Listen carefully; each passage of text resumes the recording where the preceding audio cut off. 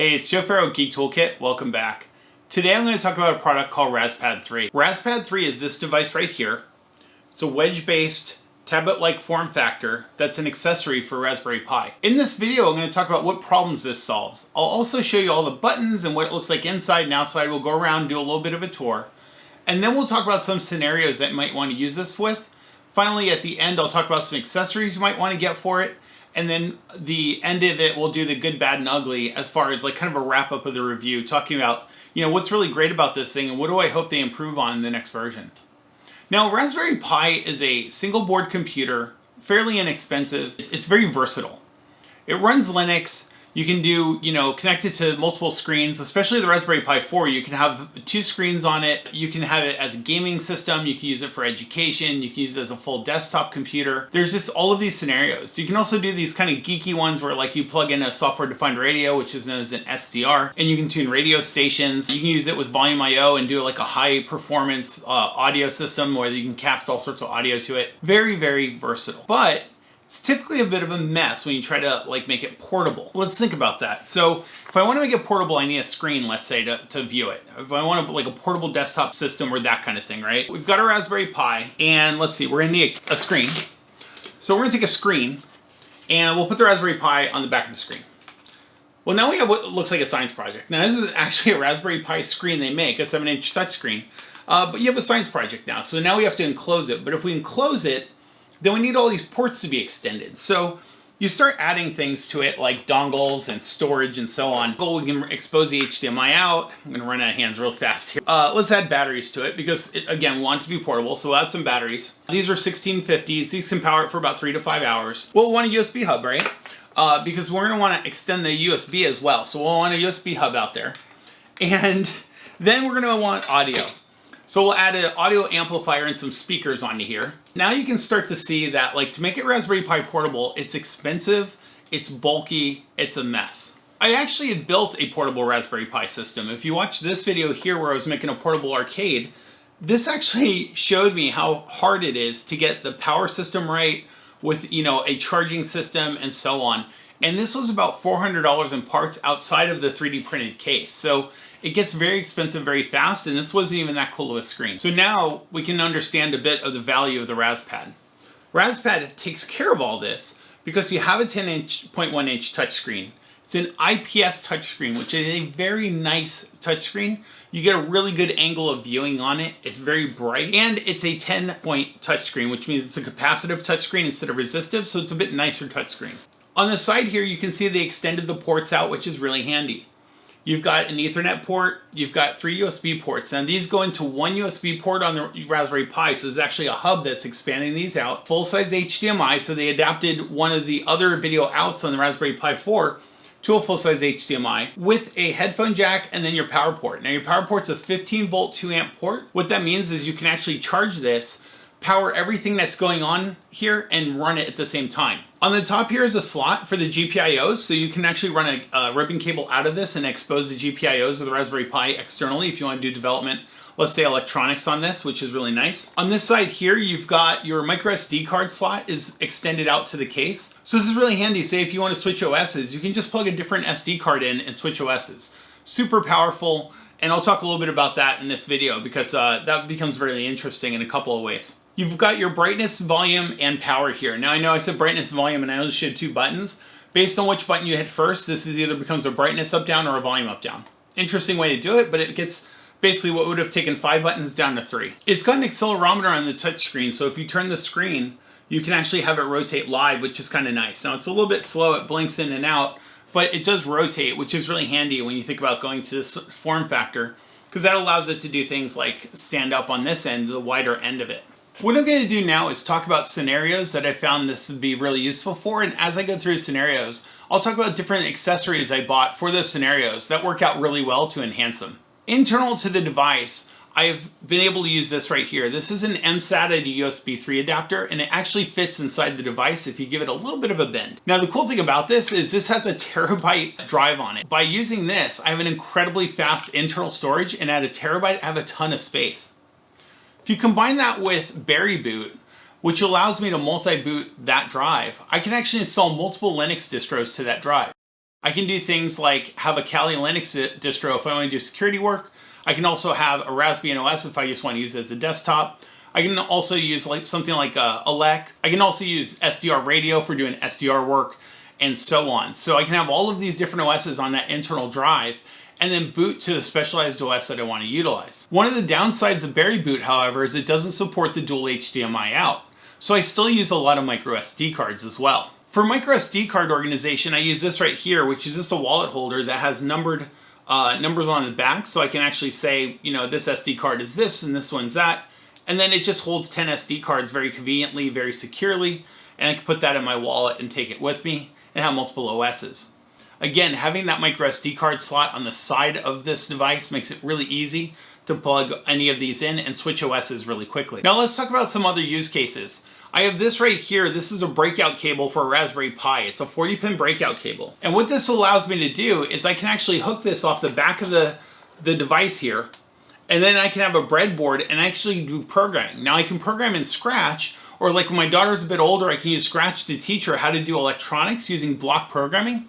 Scratch is a block programming visual language, came out of MIT. It's designed for like 8 to 16-year-olds. So of course, if you have a really smart kid, you can start them a little bit sooner. It's a really cool and fun, easy way to learn electronics and just learn programming. If you are a more advanced programmer, you can use something like Python, Idle, VS Code. You can install any of those on here as well. And you still have your GPIOs, you can actually do programming. Now, if you think about that, a lot of other scenarios, like if you think about a tablet scenario, that's kind of a pain to do, or it's not even possible. So to be able to do straight up GPIO programming on the device with a nice screen, and even using dual screen, is really powerful. The second scenario I want to talk about is gaming. Now the cool thing about having 3 USB ports on it is I can actually use my controllers like this. This is an N64 controller. I can hook this up for emulation and have a USB port, so I don't have to go find specialized Bluetooth controllers for this. And I find that if I'm playing an N64 game on an emulator, it's much, much better with a controller that looks kind of sort of like what it was. I also picked up this SN30. This is an 8-bit DOE controller that connects via Bluetooth. When I throw this thing in my bag, this will do all of the other stuff that I'd want to do for gaming. Works really great for a lot of different things. It's got tool analog, 4 buttons up top. And so this device, again, the versatility of it, of being able to just connect either Bluetooth or wired on there, works really, really well. Another thing I got for it is the little keyboard. Now there's a number of options here. I actually use a full-size keyboard that I plug in on the side USB, but this one here, I actually have the dongle on the inside. So that means I'm not taking up an external USB port, and I always have a keyboard. This works out really well if I end up in a situation where touch isn't supported. One of the things I found out about this project is, well, it's great having a touchscreen on here, and there's a lot of scenarios where a touchscreen works really well.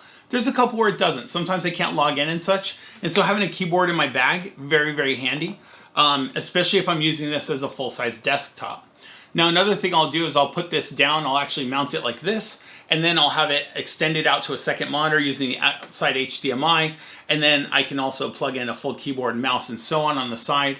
And I use it for that, for actually doing desktop stuff. I can do, you know, this is Twister OS. This has LibreOffice, so I can do Excel, write documents. I can write my notes and such on here, have it up on a second screen. So that's a really handy scenario, just having it as a full-size desktop, being able to unplug it, throw it in my bag, take it with me, and have a portable computer as well. Another thing I thought was really cool with this is the fact that it's portable and battery operated. I can actually throw it in my car and go out to like the airport if I want to listen to air traffic control, or do any kind of software-defined radio stuff where I'm listening to emergency services or just scanning channels. The cool thing here is you use this device here. This is the SDR radio. It's typically a USB device.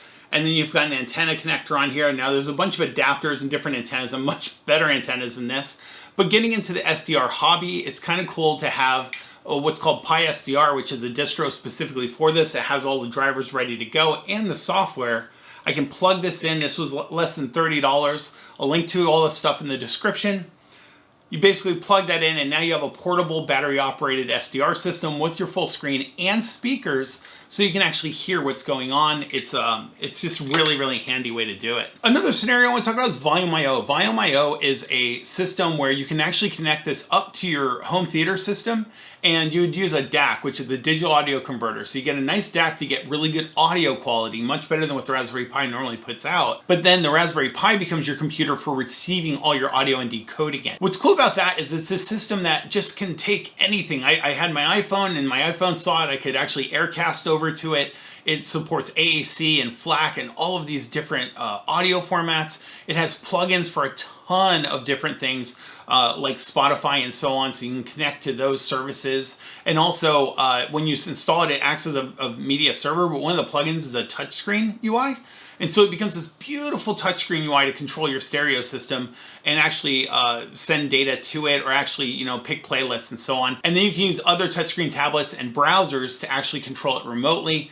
And so you can control your music from anything from a phone to a device and so on. So Volumio, just a really cool way to get a music server. You can also put Lineage on here. Lineage is actually an Android OS made for Raspberry Pi. It runs that quite well. Now that's a bit of a rabbit hole, because then you're probably gonna want apps and you have to get the App Store and all that stuff, so which I won't get into this video, but I do want to say you can run Android on this as well, and the touchscreen worked really, really well with it. Now, one thing that didn't work well is when I rotated the screen, it did not rotate in Android, so I have to follow up with Sunfounder to find out if that's something they can fix or where that fix is.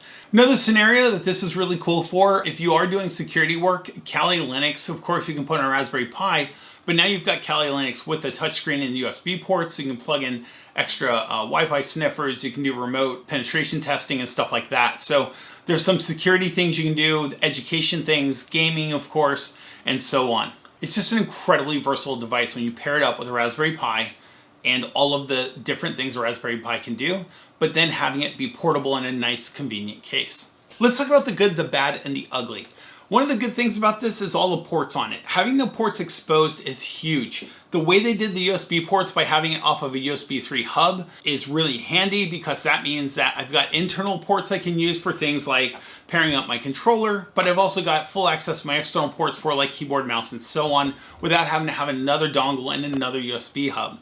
I find that 3 is like a really good amount. Having the full-size Ethernet exposed is awesome also. If I'm loading a bunch of stuff on here, videos and games and stuff, it's really nice to have full speed access to my LAN to get that stuff over there, and then being able to pop it off. The Wi-Fi has been really good. I found some cases when you put a Raspberry Pi in, the Wi-Fi like just kind of gets crunched.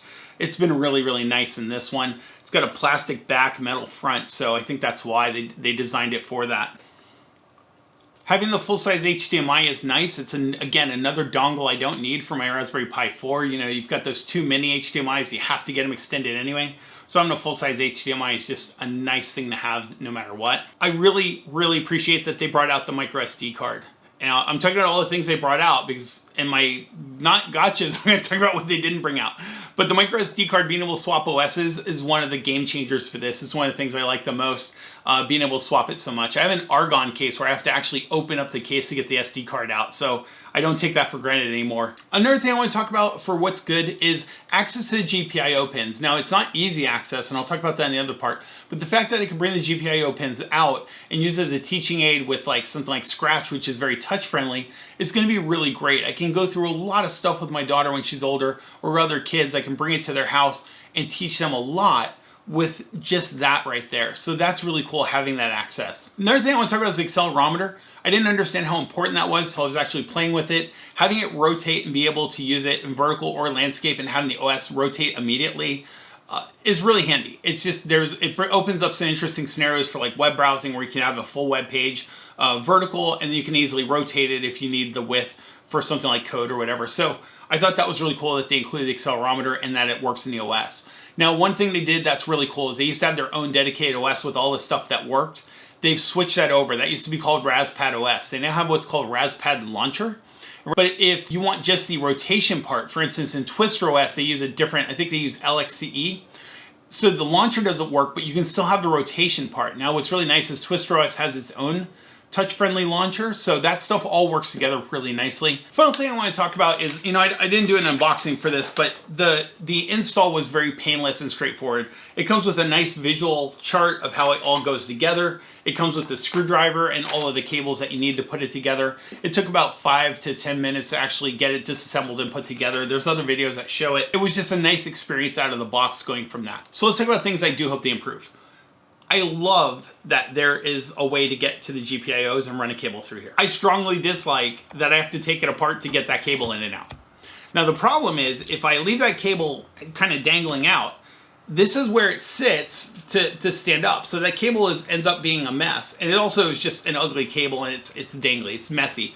Everything else about this becomes beautiful when you start getting used to it, and it kind of spoils you. So then to have something dangling and flopping around is horrible.